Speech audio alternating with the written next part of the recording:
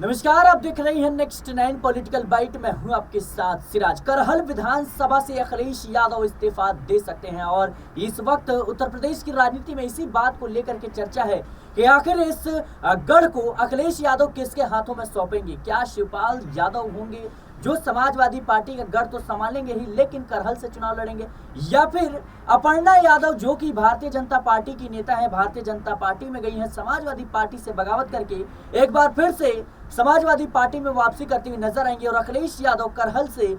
जो है उन्हें चुनाव लड़वाते हुए नजर आएंगे। ये कहीं ना कहीं उत्तर प्रदेश की राजनीति में एक बड़ा सवाल बनकर उभर रहा है कि अपर्णा यादव के साथ जिस ढंग से भारतीय जनता पार्टी में चीजें जो है वो उनके अनुकूल नहीं हुई, और जाहिर सी बात है कि बीते दिनों जिस तरीके से चुनाव प्रचार के दौरान शिवपाल सिंह यादव ने कहा था कि अपर्णा यादव का भारतीय जनता पार्टी में अपमान हो रहा है, और ये सिर्फ अपमान अपर्णा यादव का नहीं है बल्कि यादव परिवार का है। ऐसे में अब अगर शिवपाल सिंह यादव के हाथ में समाजवादी पार्टी की कमान जाती है उत्तर प्रदेश में, तो क्या अपर्णा यादव एक बार फिर से वापसी करती हुई नजर आएंगी, और नजर आएंगी तो आखिर वह कौन से पद हैं, वह कौन सी सीट है जहां से अपर्णा यादव हुंकार भरती हुई नजर आएंगी। मेरे साथ इस मुद्दे पर बातचीत करने के लिए नाजमीन मौजूद है, उनसे जानने और समझने का प्रयास करेंगे कि आखिर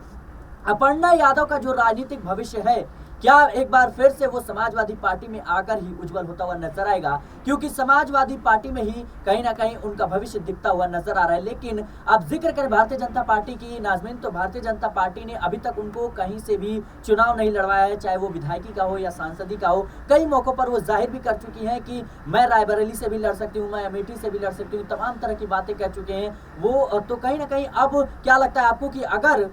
जो है अखिलेश यादव इस्तीफा देते हैं विधानसभा से, जाहिर सी बात है समाजवादी पार्टी अब केंद्र की राजनीति पर फोकस करना चाहती है, तो अखिलेश यादव के जाने के बाद शिवपाल सिंह यादव के हाथ में जो है उत्तर प्रदेश की कमान आएगी समाजवादी पार्टी की, तो क्या अपर्णा यादव फिर से जो है वापसी करते हुए नजर आ सकती है? देखिए, यहाँ पर अगर हम सिर्फ अपर्णा यादव की बात करें तो ये निर्भर अपर्णा यादव के फैसलों पर करता है, लेकिन कई कारण, कई वजह यहाँ पर नजर आती हैं कि अपर्णा यादव ये कदम उठा सकती है। जैसा कि भारतीय जनता पार्टी में सिर्फ एक कार्यकर्ता की भूमिका को निभा रही हैं अपर्णा यादव। आप ये देखिए, स्टार प्रचारक की सूची में यहाँ पर अपर्णा यादव का नाम नहीं होता, यहाँ पर राज्यसभा के चुनाव के दौरान अपर्णा यादव को आगे नहीं किया जाता, विधान परिषद के चुनाव में भी अपर्णा यादव का नाम चर्चाओं में नहीं रहता, लोकसभा चुनाव में जैसा कि आपने कहा कि केसरगंज और रायबरेली से चुनाव अपर्णा यादव खुद अपने मुंह से कहकर ये कहती हैं कि मैं लड़ना चाहती हूँ। वो कहती हैं कि मुझे अगर आप रायबरेली से या फिर केसरगंज से उतार सकते हैं तो मैं ज़रूर चुनाव लड़ूंगी। जब खुद वो अपने आप को लेकर दावा कर रही हैं कि वो लोकसभा का चुनाव लड़ सकती हैं, तो आखिरकार भारतीय जनता पार्टी उन चेहरे पर दाव क्यों नहीं आजमा रही है? क्या उन्हें डर लग रहा है कि अपर्णा यादव को सिर्फ और सिर्फ हमने सपा से इसलिए निकाला था ताकि सपा पे आरोप लग सके कि वो अपने परिवार की बहू को संभाल नहीं पाए, वो अपनी परिवार की बहू पर अत्याचार करते हुए नजर आ रहे थे। वो यहाँ पर मुलायम सिंह यादव जब तक जिंदा थे, जब तक वो राजनीति में थे, तब तक अपर्णा यादव उनका खूब ख्याल रखती हुई नजर आती थी। जैसा कि देखा जाए कि मुलायम सिंह यादव के रहते हुए में ही अपर्णा यादव ने भारतीय जनता पार्टी का दामन थाम लिया था। उस दौरान ये कहा गया कि खुद मुलायम सिंह यादव ने आशीर्वाद दिया था कि आप जहां जा रहे हैं आप सुखी रहें, लेकिन भारतीय जनता पार्टी में आकर अपर्णा यादव सुखी नहीं है। ये कहीं ना कहीं दिखाने की कोशिश की जा रही है कि सपा अपने परिवार वालों के साथ बहुत गलत व्यवहार करती हुई नजर आती है। वरना अगर आप अपर्णा यादव को ला रहे थे यादव वोट बैंक को साधने के लिए, तो आप कई सीटों पर उन्हें चुनाव लड़ा सकते थे, कई ऐसी सीटों पर चुनाव लड़ा सकते थे जहां पर वो सीधे सीधे यादव वोट बैंक को साध सके। लेकिन अपर्णा यादव पर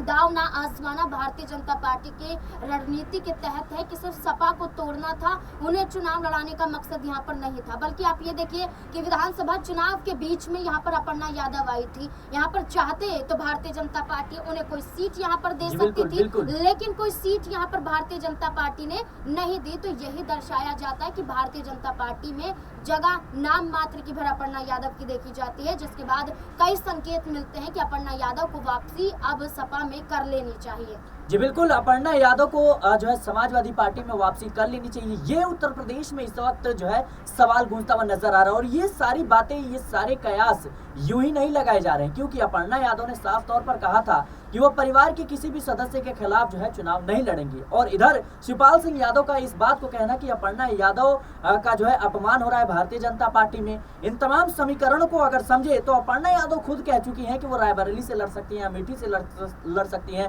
कैसरगंज से लड़ सकती हैं, जब बृजभूषण शरण सिंह के टिकट को लेकर भारतीय जनता पार्टी असमंजस की स्थिति में थी। तो ये तमाम तरह के मुद्दे हैं जो कहीं ना कहीं अब उठने शुरू हो गए हैं, क्योंकि विधानसभा से अब अखिलेश यादव इस्तीफा देंगे और ऐसे में जो बाकी बची हुई सीटें हैं, खासतौर पर जहां से उपचुनाव होना है, चाहे हम बात करें अंबेडकर नगर की बात करें या फिर करहल की, तमाम जो सीटें हैं कहीं ना कहीं यहाँ पे उपचुनाव होना है। और ऐसे में इन सीटों पर क्या समाजवादी पार्टी एक बार फिर से अपर्णा यादव को मौका देती हुई नजर आएगी? और उससे भी बड़ा सवाल यही है कि क्या अपर्णा यादव अब सही समय पर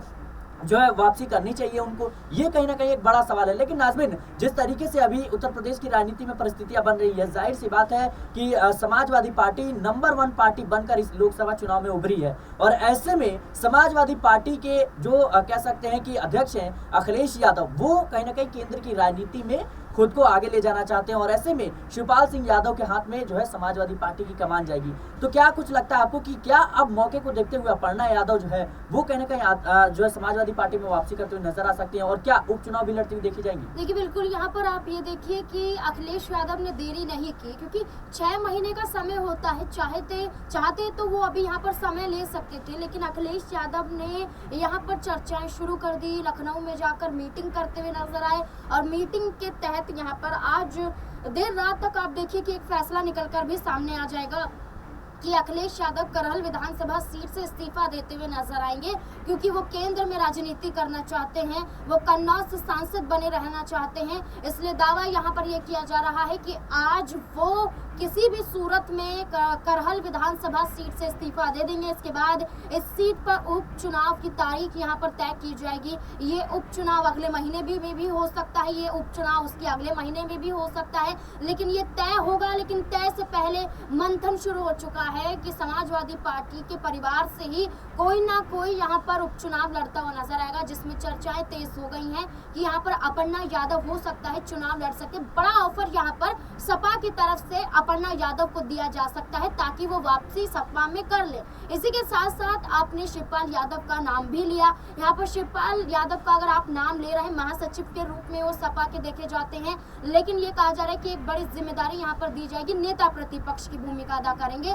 विपक्ष को मजबूत करने का काम करेंगे, सदन के अंदर विपक्ष की आवाज को उठाने का काम करेंगे, वो भी उत्तर प्रदेश विधानसभा के अंदर, क्योंकि अखिलेश यादव नेता प्रतिपक्ष की भूमिका भी निभा रहे हैं, एक विधायक भी है, लेकिन अब वो विधायक पद से इस्तीफा देंगे और साथ ही साथ नेता प्रतिपक्ष की जिम्मेदारी भी शिवपाल यादव को देते हुए नजर आएंगे। यानी कि अपने ही परिवार को मजबूत अखिलेश यादव करें, क्योंकि लोकसभा चुनाव में बदायूं से परिवार से यहाँ पर बेटा चुनाव लड़ता हुआ नजर आया, यहाँ पर मैनपुरी से डिम्पल यादव चुनाव लड़ती हुई नजर आई, यहाँ पर कन्नौज से खुद अखिलेश यादव चुनाव लड़ते नजर आए, आजमगढ़ से धर्मेंद्र यादव यहाँ पर चुनाव लड़ते हुए नजर आए। अब देखिए परिवार के कितने चेहरे यहाँ पर मौजूद है। अब शिवपाल यादव को एक बड़ी जिम्मेदारी से नवाज दिया जाएगा। वहीं अपर्णा यादव को लेकर चर्चाएं हो रही हैं कि वो भी बस जल्द से जल्द सपा में आ जाए, ये ऑफर यहाँ पर दिया जा सकता है सपा की तरफ से। अब देखना होगा कि जैसा शिवपाल यादव ने कहा था कि संस्कार है अपर्णा यादव में, अभी भी वो संस्कार है यादव परिवार के, और वो खुद कहते हैं कि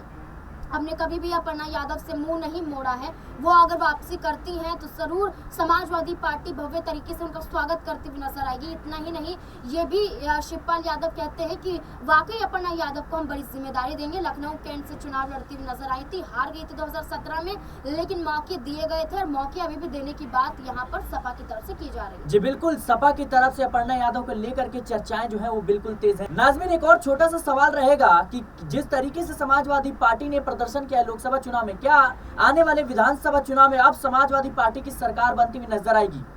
देखिए, बिल्कुल समाजवादी पार्टी की सरकार की बात करें तो विधानसभा चुनाव के नतीजों पर आधारित होगा, लेकिन नतीजों के आधारित होने से पहले ही खुद यहाँ पर सपा प्रमुख अखिलेश यादव दावा करते हैं कि उत्तर प्रदेश की हवा बदलती हुई नजर आएगी। भारतीय जनता पार्टी का हिंदुत्ववाद का वो चेहरा जो बार बार कहीं ना कहीं जनता को डरा कर रखता है, जो कहीं ना कहीं बुलडोजर वाली राजनीति के रूप में देखा जाता है, जो कहीं ना कहीं देखा जाता है कि वहाँ पर महिलाएं सुरक्षित नहीं है, कानून व्यवस्था ढीली है, तो उसी भारतीय जनता पार्टी के खिलाफ यहाँ पर समाजवादी पार्टी मजबूती के साथ खड़ी होने की बात करती हुई नजर आ रही है। और कहीं ना कहीं देखा जा सकता है कि अखिलेश यादव इस बार हो सकता है कि लोकसभा चुनाव जीतने के साथ साथ विधानसभा चुनाव में भी करिश्मा करते हुए नजर आए, और इसमें कोई दोहराए नहीं है कि अगर वो उत्तर प्रदेश के मुख्यमंत्री तक बन जाए। जी बिल्कुल, कहीं ना कहीं उत्तर प्रदेश के मुख्यमंत्री अखिलेश यादव तो बनेंगे, लेकिन अब देखना दिलचस्प होगा कि अपर्णा यादव क्या वाकई में समाजवादी पार्टी में जो है वो वापसी करती हुई नजर आती हैं, और जिस ढंग से समाजवादी पार्टी ने प्रदर्शन किया है, क्या